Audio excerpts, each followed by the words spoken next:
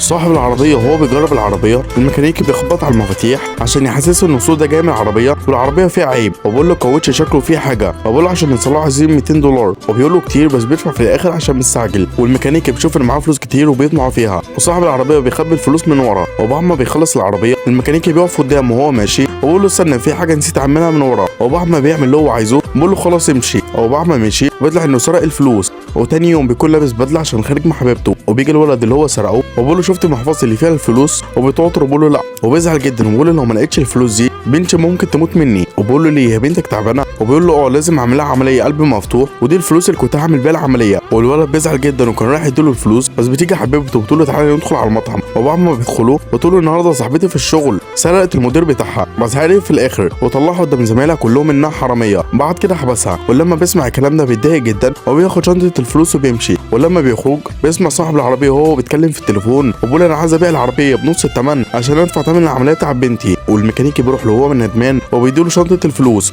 وبيقول له انا اسف بس انا طمعت فيهم، وبيروح يركب العربيه بسرعه عشان يدفع ثمن العربيه. والميكانيكي بيوقفه تاني وبيقول له معلش في 200 دولار كمان اللي خدعتك فيها لما قلت لك ان الكاوتش بايظ، ما انت شيء حرام لله عوض الله خيرا منه.